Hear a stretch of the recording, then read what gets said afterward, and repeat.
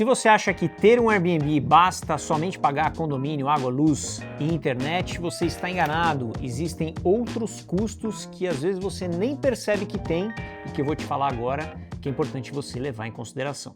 Meu nome é Rômulo Vilela, todos os meses recebo centenas de locações através do Airbnb e também compartilho conhecimento sobre o universo da locação via plataformas como o Airbnb para anfitriões que queiram trabalhar melhor, gastando menos tempo e ganhando mais. Fala pessoal, muito bem-vindos a mais um vídeo aqui do canal do Anfitrião. Quero convidar você a se inscrever neste canal aqui, se inscreva no botãozinho inscrever-se e me segue no Instagram, vou deixar aqui o @Rômulo Vilela, tanto no Instagram como no TikTok, e me acompanha por lá também. Bom, primeira coisa que a gente tem que entender é faturamento no Airbnb não é lucro. Isso é um pouco óbvio, mas eu sempre digo que o óbvio precisa ser dito. Então, se você entende que o potencial de faturamento daquele imóvel é de X, não necessariamente esse X vai para o seu bolso. Então, existem custos óbvios e custos não óbvios. Eu separei alguns deles para que a gente reflita sobre isso e para que você também possa enxergar esses custos que eventualmente você esteja tendo e que você não tabulou, você não considerou.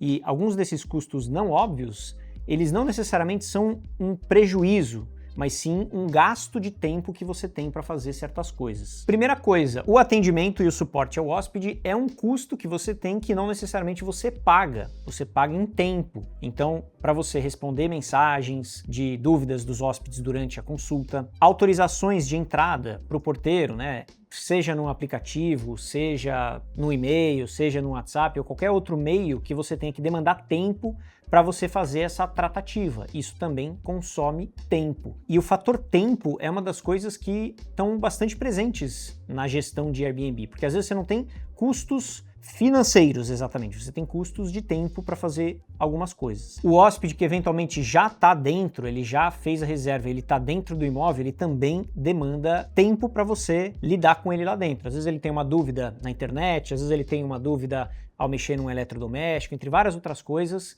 que consomem o seu tempo e principalmente não tem hora específica, né? O hóspede pode te mandar mensagem 1h da manhã, 2h da manhã, eventualmente por alguma coisa ter acontecido, seja porque caiu a internet, a água acabou, ou, sei lá, às vezes ele não consegue entrar no condomínio porque o porteiro perdeu a autorização ou não está achando. Então isso também é um custo que você tem de tempo para poder manter aquela reserva e atender esse hóspede que está alugando seu imóvel. Agora alguns custos óbvios, né, que a gente já sabe, né, condomínio, água, luz, IPTU, esses são os custos que a gente considera mais ali latentes, né, quando a gente pensa no imóvel de Airbnb, a gente fala, eu vou faturar tanto, aí eu tiro água, luz, internet, condomínio, etc. Então esses são os custos óbvios, fora o fato de você, eventualmente se você financia esse imóvel, você também tem esse custo, que na verdade não é bem um custo, né? É o investimento daquela propriedade que muitas vezes você pode pagar com o valor do aluguel que você consegue com o Airbnb. E tem os custos, obviamente, aqueles que não são óbvios, que são manutenção, limpeza, produtos de limpeza e lavanderia. Eu falando assim, você fala, lógico que é óbvio isso, Rômulo, mas vamos lá, vamos destrinchar um pouquinho mais sobre isso. A manutenção não é só você mandar alguém fazer a manutenção.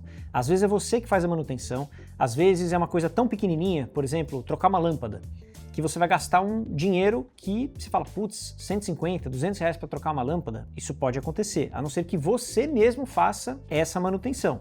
Aí, obviamente, você não vai estar gastando efetivamente um dinheiro, você está naquele outro lado que eu falei, que é gastando tempo para resolver certas situações. E mesmo que você mande algum profissional lá, se você tem, por exemplo, um seguro residencial, daqueles da Porto Seguro, você pode mandar um cara lá da Porto Seguro para fazer algum ajuste, só que ele não vai atrás da peça. Vamos supor que queimou a lâmpada. Ele só troca se você der a lâmpada na mão dele. Senão ele não vai sair para comprar a peça e resolver o problema. Aqui no caso, quando a gente administra imóveis para outras pessoas, os nossos técnicos de manutenção, que são terceirizados, fazem essa parte também de compra. Então ele vai lá, viu que o exaustor deu pau. Então ele tira o exaustor, vai na loja, compra o exaustor, volta e instala. Esse tempo gera gestão.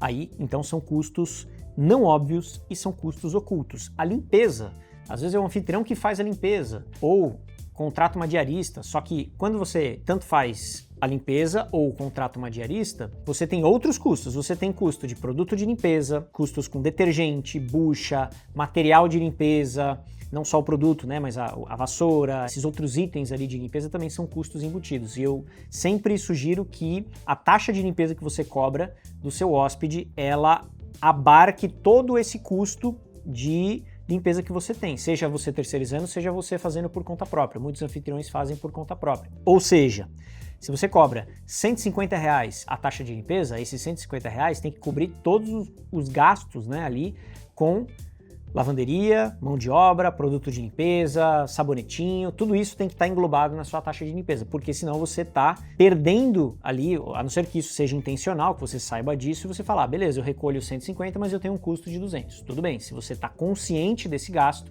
beleza, mas é um gasto oculto também. E também você tem que considerar o gasto com lavanderia, a lavagem do enxoval, os produtos de lavanderia, a máquina que você usa, a energia que você gasta. Se você faz a logística desse enxoval, né, então você tem que ir lá, pegar, depois lavar em outro lugar, depois voltar, tudo isso tem um custo. E são custos que a gente muitas vezes ignora ou a gente nem se deu conta que eles existiam, né? Às vezes você tem o imóvel no mesmo prédio, aí ok, né? O seu custo logístico é o elevador, que foi de um andar para o outro e está resolvido, né? Aí você usa a sua máquina de lavar, você usa a sua energia. Então, são gastos que acabam ficando mais suaves, vamos dizer assim, né? Então, esse é mais um custo importante. Já falei sobre correr atrás dos itens danificados, falei aqui da manutenção, mas eventualmente o hóspede pode quebrar alguma coisa. Vamos supor que ele estragou o sofá, ele queimou o sofá ali com bituca de cigarro e você eventualmente tem que mandar para um tapeceiro ou você tem que trocar o sofá inteiro porque ele foi quebrado. Então, você tem esse custo de pegar esse sofá, descartar ou doar ou mandar para o tapeceiro ou mandar para outra pessoa, fazer essa logística para pegar o sofá novo, ir até a loja do sofá novo, comprar o sofá novo e fazer essa substituição. Então esse é um custo também, como eu disse, de tempo, mas isso pode acontecer, não só com o sofá, mas pode ser com qualquer outra coisa. Algumas coisas são mais simples, né? Se você precisar de um conjunto de panelas, você compra na internet, recebe no endereço e aí você vai lá e põe de volta. Mas você tem o custo de ter que ir lá e resolver essa situação. No caso da panela, um dinheiro também, que eu até recomendo você colocar ali uns 5% mais ou menos por mês do seu faturamento em depreciação, que é um dos temas que eu já vou falar também. Outro custo oculto. A gente falou da luz, mas existem cidades no Brasil que é, assim, obrigação o apartamento ter ar-condicionado. Se ele não tiver ar-condicionado, ele perde atratividade. E essa é uma grande dor dos anfitriões. Pô, o hóspede vai lá e ele usa meu ar-condicionado, eu tenho 3 ar-condicionados, um no quarto 1, outro na sala, outro não sei aonde. Ele liga, deixa tudo ligado, mandando bala. Esse é um outro custo. Eu, por exemplo, que estou aqui em São Paulo, eu não cobro o custo do ar-condicionado à parte, porque eu também teria um trabalho de cobrar esse custo de ar-condicionado à parte. Existem dispositivos que você pode instalar no seu quadro elétrico que, a partir do momento que o hóspede sai do imóvel, ele desliga o ar-condicionado. Esse é um caminho. Agora, se o hóspede ficar dentro do seu imóvel, com os 3 ar-condicionados ligados, não tem o que você fazer. Mesmo que você tenha um dispositivo de economia de energia, se o cara quiser ficar lá, isso pode acontecer. Então, pode ser que a sua conta de luz venha alta. Então, depende muito da cidade que você está, de quanto que você está cobrando a sua diária. O Airbnb não recomenda que você cobre outras taxas por fora da plataforma, como por exemplo taxa de luz, mas esse é um custo oculto, tirando ali uma normalidade. Aqui em São Paulo, raramente a conta vem muito alta, porque aqui é uma cidade mais estável de clima. Normalmente é médio, né? Comparado, por exemplo, Mato Grosso ou o Nordeste, por exemplo, que não existe apartamento sem ar-condicionado. Aqui em São Paulo a gente tem vários apartamentos que não tem ar-condicionado, tá? Mas esse custo do ar-condicionado, ele deve ser levado em consideração junto ali da conta de luz. O chuveiro elétrico, ele não necessariamente representa um custo muito alto. No meu estúdio de 19 metros quadrados é 100% elétrico. Não tem ar-condicionado, até porque não tem suporte para isso, mas tem chuveiro elétrico. Acho que o máximo que eu paguei de conta de luz num mês, assim, que usaram bem, foi R$200, assim, porque é chuveiro elétrico. Os watts do chuveiro são altos, né? Acho que 7.500 watts mais ou menos, então isso consome bastante. Só que assim, foi algo bem atípico, porque geralmente vem 60, R$70. Mas eu tô falando de um estúdio pequeno, sem ar-condicionado, todo elétrico, digamos assim, né, com chuveiro, fogão elétrico, etc. Não é a gás, não tem nada a gás. Então, é essa média, mas existe esse custo oculto que não necessariamente você consegue repassar na diária, pelo menos de cara. Não dá para você colocar uma taxa necessariamente de ar-condicionado no valor da sua diária. Tem gente que faz isso por fora, mas no meu caso eu não faço isso. Outro ponto importante que você, se tiver pensando em comprar um imóvel que fique em um flat residencial, considere o seguinte, talvez esse dê até um outro vídeo específico, que é quando você adquire um imóvel em flat. E o que é flat? Flat é quando tem um prédio residencial, só que esse residencial tem serviços. Então você tem camareira, manobrista, café da manhã, restaurante. Então você tem um hotel, basicamente, só que é um residencial com serviços. Existem unidades que você compra nesses flats e que você pode operar fora do pool. O que é o pool? Pool é o conjunto daqueles apartamentos que são operados por uma bandeira, né? Então você tem o flat X, aí você tem uma administradora daquele flat que vai fazendo essa gestão. Mas você pode administrar à parte esses imóveis do pool, ou esse imóvel se você for um dono, dependendo da regra ali daquele flat. A gente mesmo administra alguns flats e trazem uma boa rentabilidade, mas tem uma pegadinha aí. Como eu falei, já dá um vídeo à parte, mas vou resumir bem resumido, que se você compra um imóvel nesse lugar, um flat, o custo do condomínio é assim, quase R$2.000. Por quê? Por conta desses serviços agregados. Então, se você for comprar um imóvel nesse ambiente, o melhor dos mundos seria você conseguir que o próprio flat fizesse a gestão de limpeza e lavanderia para você. Aí seria ótimo, porque você economizaria muito com a sua taxa de limpeza, né? Com o seu gasto de limpeza, com o seu tempo, etc., porque você está usando a equipe do flat. Mas isso não necessariamente acontece, porque tem flat que ou não faz no tempo que a gente precisa, no check-in e no check-out, ou às vezes a limpeza do flat ela é muito simples. Troca o lixo, arruma a cama, lava a louça, só que assim, não vai olhar dentro do armário, não vai ver embaixo da cama, então tem que tomar cuidado com isso, porque pode ser um custo oculto caso você compre um flat e ainda tenha que pagar alguém por fora para fazer essa limpeza. Aí você vai pagar duas vezes, porque você está pagando a limpeza do flat no condomínio, mais uma mão de obra. Isso encarece bastante a viabilidade ali das locações. Outro custo oculto é a vacância. A vacância é o contrário da taxa de ocupação. Ou seja, se você não faz uma gestão ativa do seu calendário, se você não entende de precificação dinâmica, se você não sabe precificar a ponto de você reduzir ao máximo essa vacância com uma boa rentabilidade, o que vai acontecer é que o seu imóvel vai ficar parado. Ele vai ficar sem locação. Então, a ausência de locação é um custo oculto também. Porque se você for pegar todos os custos do seu imóvel e entender quanto que ele custa só para existir, se ele fica um tempo sem nada, você está tendo prejuízo. Então, às vezes o anfitrião fala, não vou baixar meu preço, e não que eu queira que você baixe necessariamente o seu preço, mas saiba que existe um custo oculto que você eventualmente não se deu conta. Então, a vacância é uma coisa dessas. É natural um pouco de vacância ali, dependendo da cidade que você está, porque faz parte de uma gestão de calendário que você consegue melhorar o desempenho. Agora, se você tem uma vacância considerável, você também está pagando o preço de você não alugar, porque eventualmente você entendeu que devia cobrar mais caro, etc., e acabou que a vacância ficou maior do que o normal. Então, isso você tem que levar em consideração também. Desgaste do imóvel, isso é importante. A pintura, ao longo do tempo, vai se desgastando, os móveis vão se desgastando, a tapeçaria do sofá, etc., vai se desgastando, eventualmente precisando até de uma higienização, tanto nas cadeiras, dependendo da cadeira que você tem, no sofá. Tudo isso, ao longo do tempo, vai gerando uma certa depreciação. Seja uma depreciação de uso, ou seja, naturalmente os móveis vão ficando mais velhos, vão quebrando, vão dando problema, etc., e aqueles desgastes visuais do imóvel, né? Então a pintura, com o tempo, ela vai desgastar também, porque o hóspede ele vai entrar no imóvel, ele vai sair, ele vai entrar com mala, ele vai sair, aí tem criança, a criança põe a mão na parede, etc. Então você pode ir limpando isso? Pode, mas ao longo do tempo você vai precisar repintar esse imóvel, mesmo que uma demão ali, para poder dar uma renovada, porque senão, ao longo do tempo, o imóvel vai ficando meio feio se ele não é reciclado, né? Se você não dá aquela ajustada na pintura, no estofado, etc. Então é importante você considerar também este custo ao longo do tempo que ele existe. Por isso que logo no começo do vídeo eu falei sobre os 5% que você deve separar para não ter surpresa. Putz, agora eu vou precisar fazer uma pintura. Putz, agora eu vou precisar fazer uma higienização do sofá. E não foi nem, no caso da higienização, não é nem porque o hóspede danificou o sofá. Não, é porque ao longo do tempo, né, se você tem sofá em casa, você vê que vai sujando, vai acumulando poeira. Então, para não causar aquele aspecto de sujo, é importante você fazer, por exemplo, a higienização. E isso, obviamente, custa dinheiro. Outra coisa sobre depreciação, a televisão pode pifar do nada, a geladeira pode pifar, o micro-ondas pode pifar, do nada, ele pode parar de funcionar. E às vezes tem anfitriões que atribuem este problema à plataforma. Olha, a minha TV parou de funcionar, então o Airbnb tem que cobrir, afinal eles têm um seguro, eles têm um air cover.